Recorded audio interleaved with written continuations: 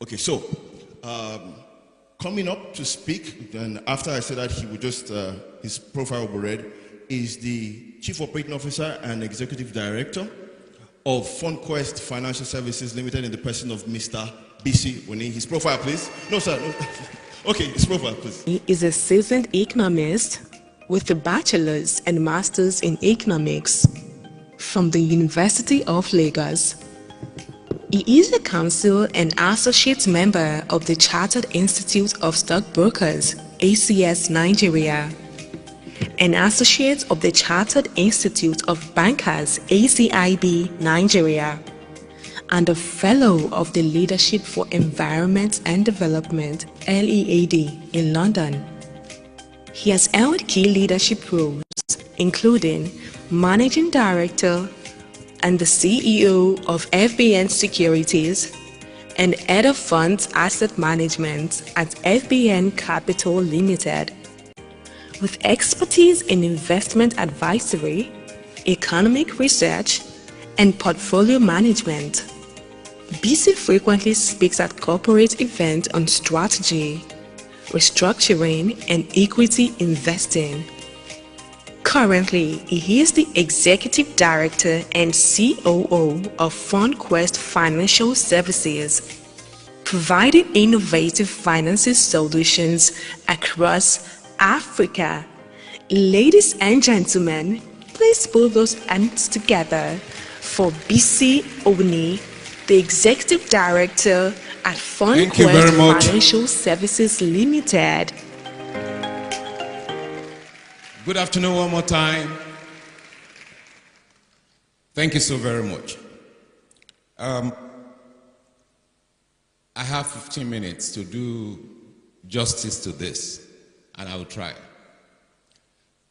I want to take a quick anchor from what Sheung ended with. The need for emotional anchor for a business to be sustainable and to grow.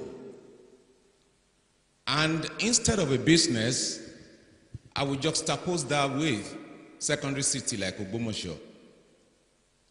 There must be a nucleus of talents with so much emotional connect to make all that we've been talking about since ODS 1.0 to come to fruition. But I've started seeing some derivatives of successes since my participation in ODS last year. One of such is what we listened to yesterday about Valor City. To me, it is one of the successes. Please, a round of applause for the brain behind Valor City. Today, I will be speaking strictly on building sustainable digital ecosystem here in Ogbomoso. And let's just step back and consider territories, geographies, nations that have done something dramatic. You call it dramatic to the extent that they've achieved what usually should take decades to make happen, and they've transited from the backwaters of development to a nation that's worthy of commendation. According to statistics, this country in 2008, with just one word, could describe everything the country stands for. If I mention the word genocide, you don't need a soothsayer to tell you the country I'm talking about.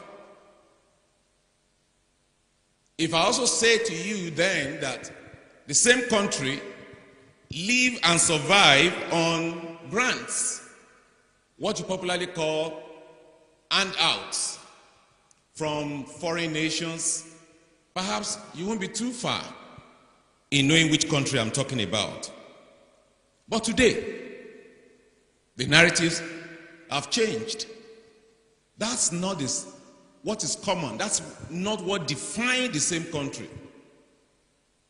The same country can now be said to be in partnership and not depending on handout, rather partnership with most of those foreign nations that used to do the handout.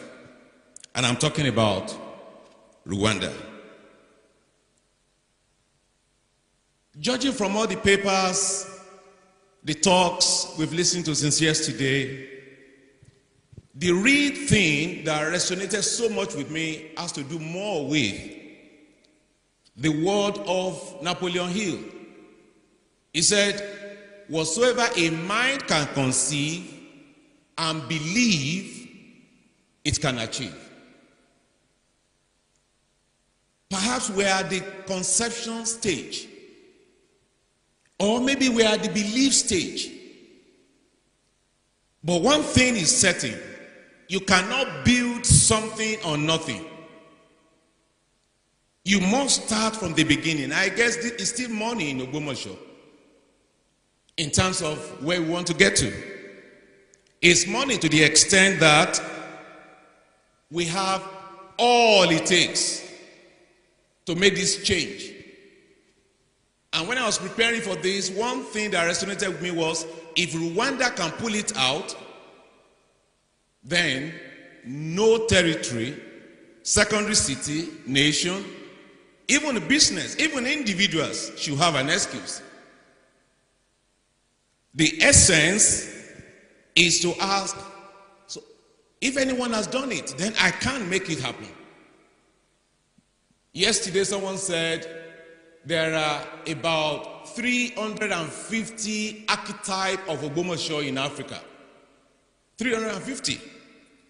If any of them are presented in an altar of development, an altar of growth, an altar of sustainable development, then we have no excuse. But it's still money time. So how did it happen in Rwanda? Number one, the government led from the front.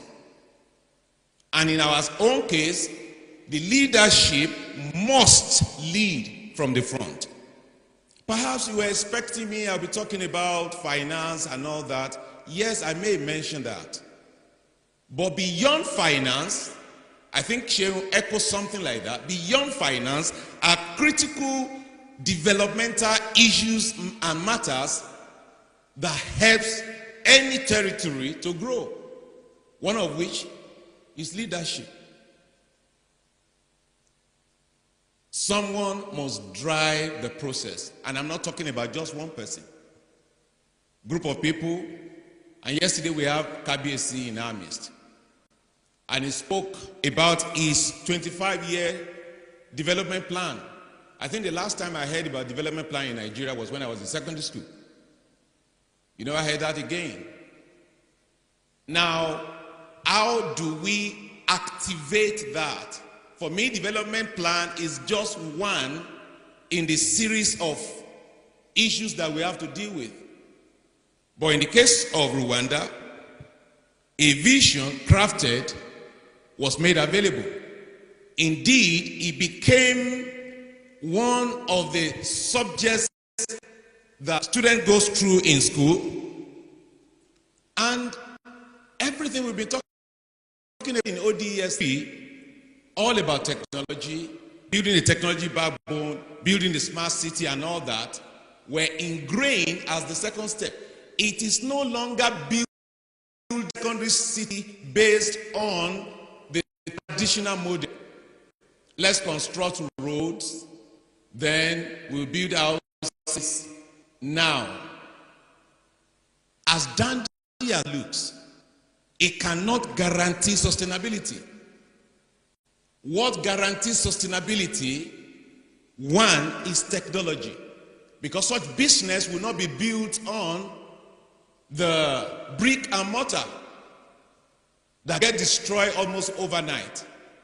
When you build anything on technology, you guarantee its scalability. When you build anything on technology, it guarantees its sustainability. When you build anything on technology, it guarantees the ability to access funds. And guess what? Tomorrow rests on technology. We've been talking about that since yesterday.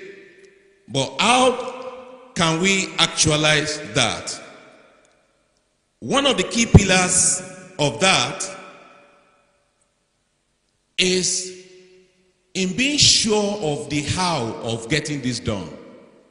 There are programs, there are targets, there are objectives, there are projects waiting to happen. But what is the how? One of the key hows is identify the roadmap. The roadmap. So where is the roadmap to the sustainable development that we so much treasure? Do we have something that we could call, something that looks like the Velocity imagery that we saw yesterday? Like someone said, I could see my house in that. I could see my street in there. When you see something visually, it begins to create a belief.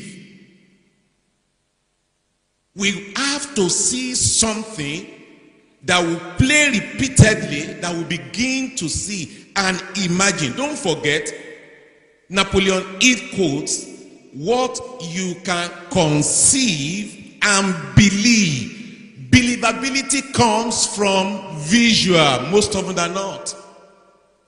You tend to believe what you see. And if you can't see it, you use several words and you could lose people.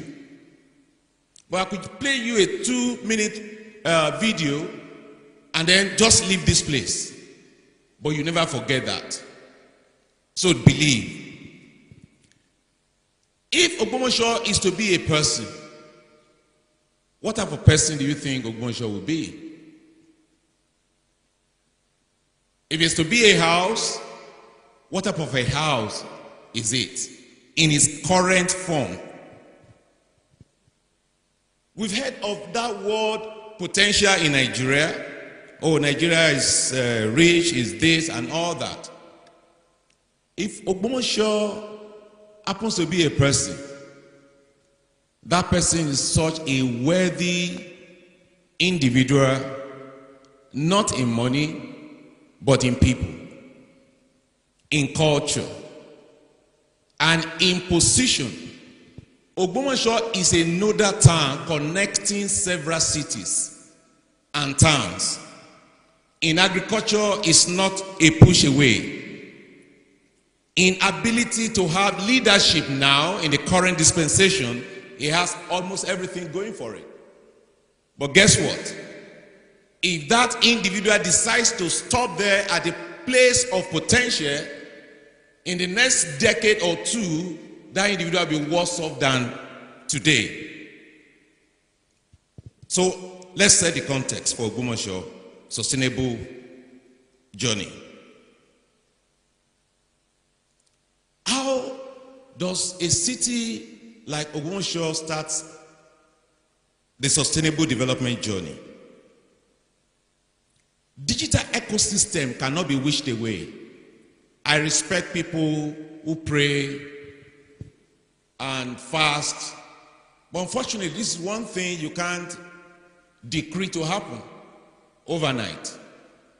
You have to walk it. Yesterday, I said about a currency we need to start spending. For some of us that now believe in the Ogbomoso as a product, this is the time to begin to harness the network of people in government policies, people in business, the diasporas, and as well as residents, the indigenes. There must be an intentional and deliberate program to harness these resources. I'm talking about people resident, people diaspora, people in government, and the leadership of this initiative. Imagine Ogbomoso with high-speed internet. One thing that is open to anyone, no matter where the product is, we all tend to gravitate towards where value is created. Anyone, even if it's in the bush, we tend to move towards, and it's the same thing with money. Money always flows towards value. And that is why most of the people that access funding, they tend to get more funding. Especially if they have handled it well. They've created value as a result of that. And for those who are yet to have any access, it may be, and they don't intend to do that, it could be a very long night. But let's try and unpack how to build that sustainability. Number one, it is a summary of all we talked about yesterday. Digital infrastructure is an open secret of what we must do. So, if that's the beginning, how much will that cost? How do we get that type of funding?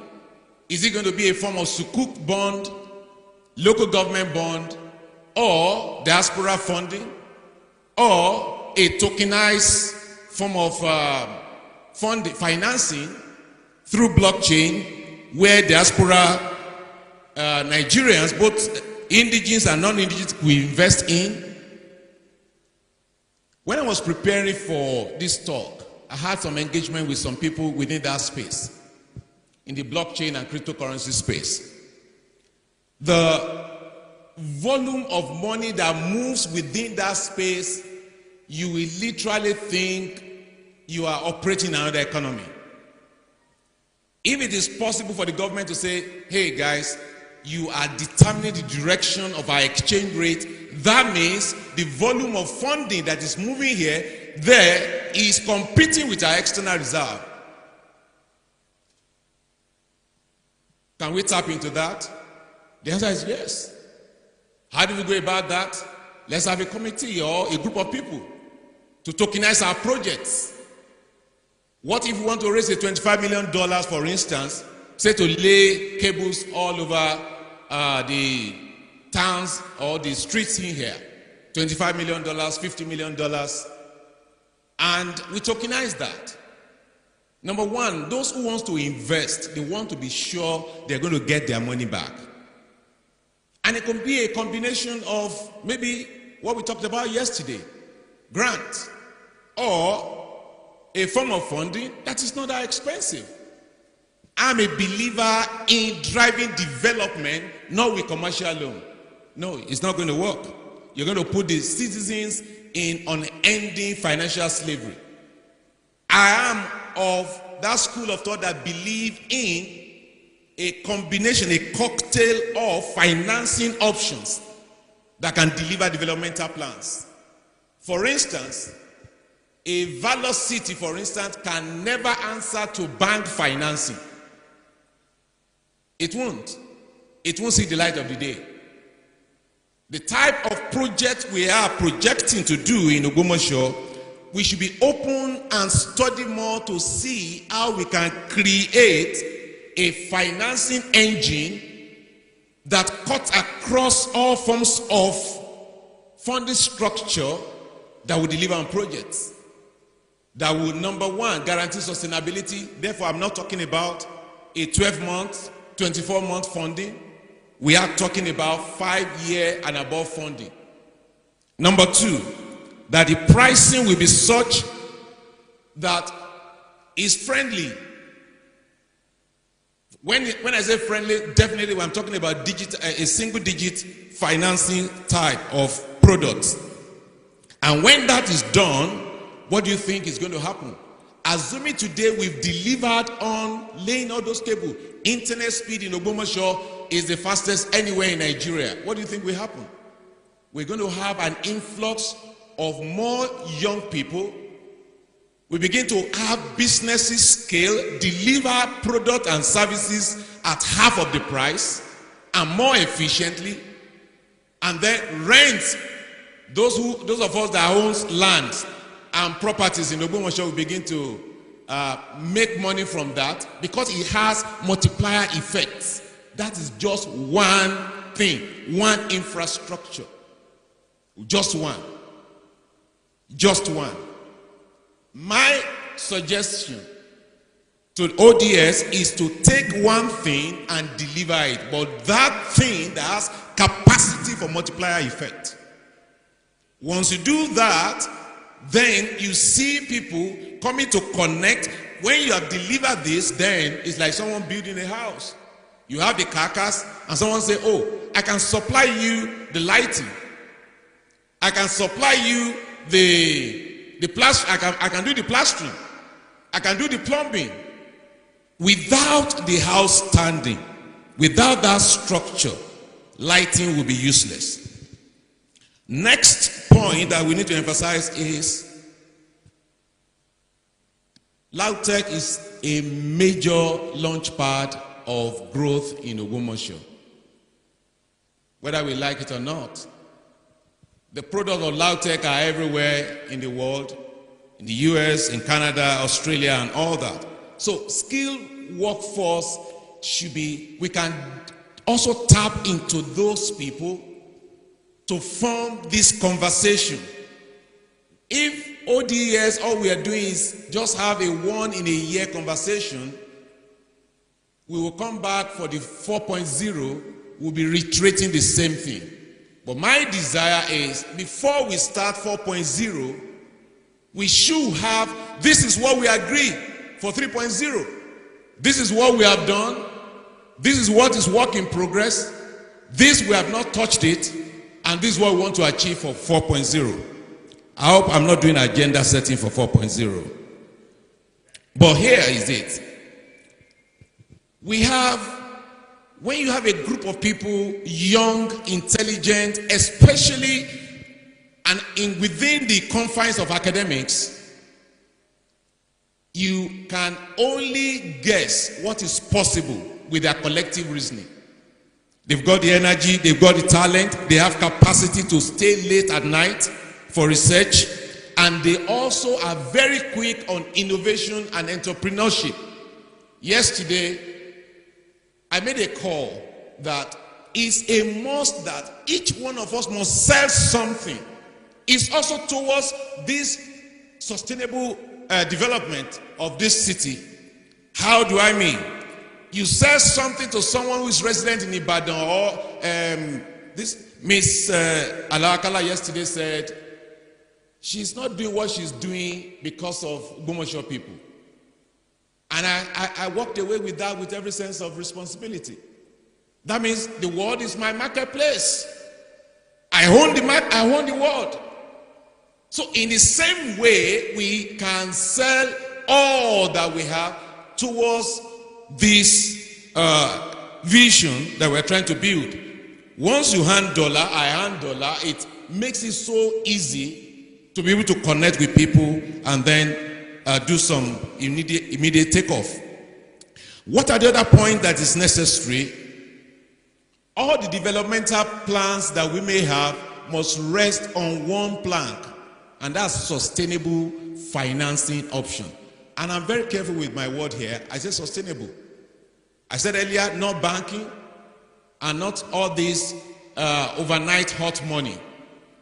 There are developmental funding almost everywhere. Yesterday, I learned a lot about grants, whether it's available for city-states like Ogbomoso is what we need to research. So, let me draw the curtain on this and I ask you questions. Rwanda turned around. It didn't take 2 decades. In the last 7.5 years, we've seen remarkable changes that is only possible in fiction prior to the emergence of Rwanda. Nairobi and Lagos have successfully put their names as part of the fintech ecosystem in Africa. And when Ian was sharing the Yaba episode yesterday, I schooled in University of Lagos. It was a run-down environment, but not again. Cape Town has transformed to becoming the best corporate and data infrastructure city, while Cairo is delivering the best government-driven smart city projects in Africa. My take, therefore, if anyone could do this, we can do it. But one thing is needful, whether it's Sukuk bond, whether it's local government bond, whether it's community-led bond, whether it's tokenized blockchain funding structure, whether it's a grant, whatever it takes, it's time to put together a cocktail of financing that meets the type of projects we want to fund. I said to you last year, and I closed with that same remark, we, as the arrowhead of this project, of this initiative, should wear the garment that fits. Finance, funding is like that garment. If we get it wrong in the structure of funding, then we may not be able to move any further. Thank you very much for your attention. I have opportunities for up to 4 questions. 4, yes. So at least I saved some time, so yeah. Thank you very much.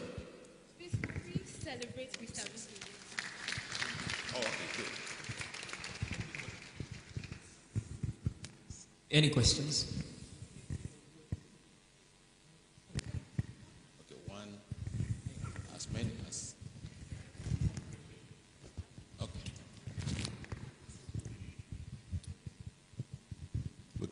We can take up to 5 if we have the number. My name is Engineer Abu Salami. Thank you, Mr. Bisi. My question is just a very simple one.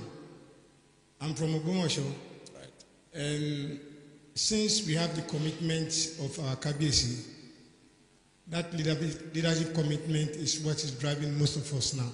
Right. But can you please assure me that when we call you between now and the next 6 months to come and talk on this financing, will you be available for us? Thank you. The answer, okay, if I told JD yesterday that we should have more virtual meetings and we should have a war room for each of the segments. I won't go that far if I'm not willing to make sacrifices.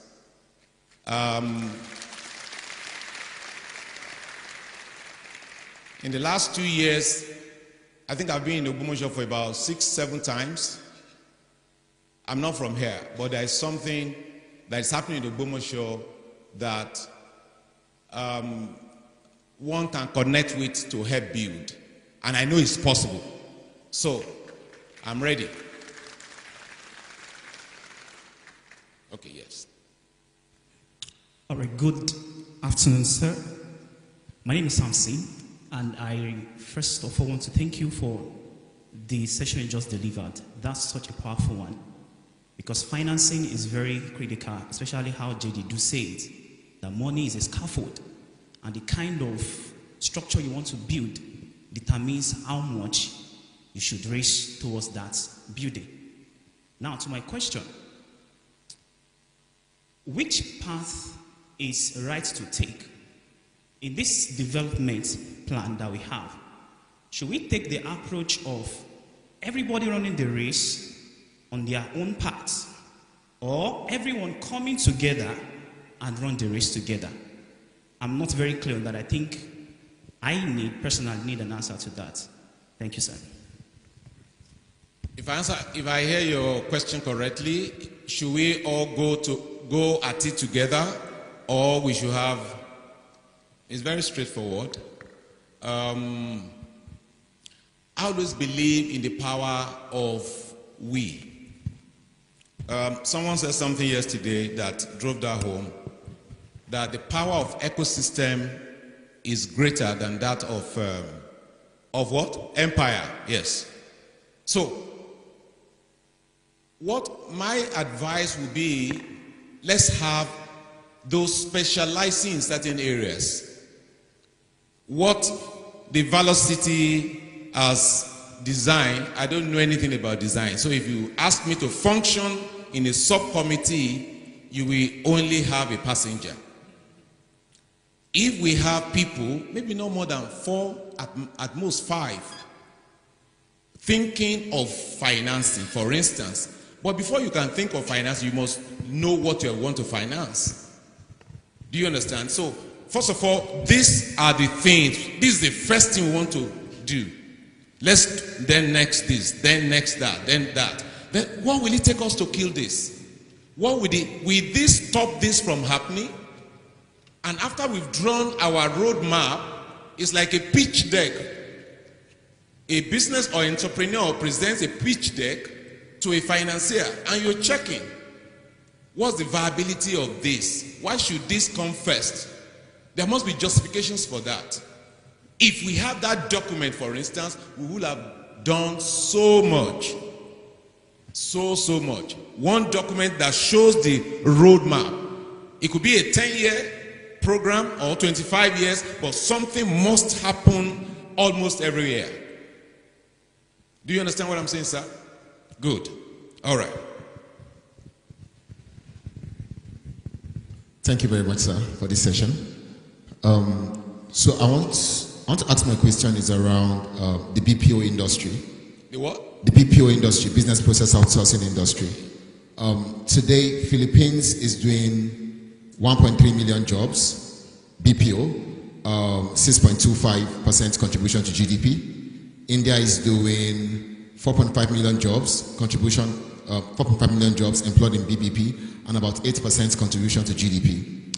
Nigeria has about 15,000 people today employed in the business process outsourcing. Ogbomoso they have an institution here, and there's manpower here, so there's a real potential to make Ogbomoso an outsourcing destination. The question I'm wanting to ask, because that's something I'm working on, but the challenge is how exactly do you generate international demand that wants to outsource back home? So that's what my question is around. How do you generate international demand that wants to outsource to Nigeria, specifically Ogbomoso? Okay. All right, very straightforward. Like I said, funding, even entrepreneurs elsewhere, we want to look where can we get these skills at lower than local cost. Right? I mean, we can have the same conversation. Let's flip it. Let's say I run a business which is akin to what he said yesterday about renovating his father's house in Ilorin or somewhere and putting some people there. In the same way, you have a form of ecosystem within this area. Before I got to Ogbomoso for the first time, I have interviewed quite a number of students. The only thing I've been able to, that ran in my head then was, Ogbomoso, if you need anyone to be trained about IT, technology, and all that, come to Ogbomoso. I've interviewed quite a number of LAUTECH candidates in the process of recruitment. So, when you have that, we have SQI, right?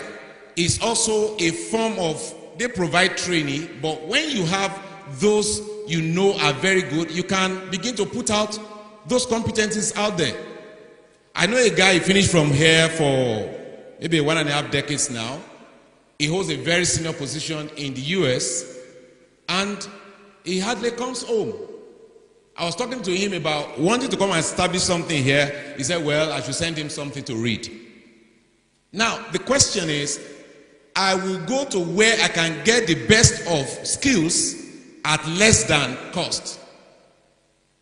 If I have, say, 10, 20 people here working for us, I don't care where you are. Our tech people don't live in Lagos. They will tell you, look, in fact, one said, I want to live in Oshogbo. And that was it.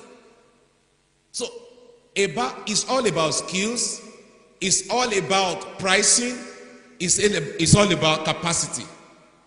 So it has nothing to do with whether you are in Ogbomoso or you are in Ibadan or wherever where you are. Money looks for value wherever they are. Right? Okay. The next two questions, please. I think someone raised his hand there. Oh, okay, it's there. Okay, yes. No, the man at the back wearing.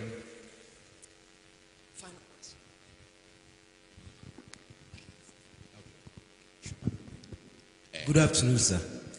Yes, Good afternoon. You're talking about sustainability. You mentioned technology. So, my question is, we are trying to make Ogbomoso we are trying to make Ogbomoso to have a digital economy. So, and there's need for technology. But what would be the significance and roles of people that are not really interested in technology? I'm talking about people on the street that they don't have interest in technology. Because at sometimes we try to tell people the need for technology, but yet some of them does not have interest. Why because they have all these local practices and traditional practices. So I want to ask, what is the significance and their roles in this digital transformation? Those that are outside the technology age or usage. Yes. Right? Age and usage. Okay. Age and usage. It's very simple. During the cash scarcity, I don't know whether it's impacted Ogbomoso. During the cash scarcity, right? People started learning how to use POS. Even the people selling basic items. We never thought that was possible. You see, technology is not a plug and play kind of a thing. It will evolve. People will come into that net. It's a question of time. And I thought you were saying something. I wanted to ask you, what course were you studying if you're a student? There is that fear also that, look, I'm not studying technology, I'm not anything related to technology, so I'm studying, say, animal husbandry, whatever that is. And so how do I use technology? It will impact every facet of our life. Finance is the first. Number one, to stay here and be able to do just whatever you want to do with the outside world. The second is ability to earn extra income. To be wherever you want to be with the power of technology and earn income. By the time those people that you are talking about, either the old people or the young people, is a question of time they will catch up with it. Phone, when Shane was talking about phone, in those days it was just call. Now it's becoming an office. You are doing basically everything. You are authorizing transactions in finance. You're on the road, you are approving loans. You are negotiating deals on the road. So what's technology? Is an enhancement to make us live better, to creating sustainable wealth. Because once it goes on, we keep optimizing. We are seeing improvement in other jurisdictions, like the DeepSeek that Shehu talked about. So it will keep getting cheaper, and people will continue to make money and live a better life. Thank you so very much, and thank you so very much indeed. Thank you so much, sir. Can we keep celebrating Mr. Bisi? That was such a powerful and unforgettable session. Can we do that once again? Thank you so much, sir.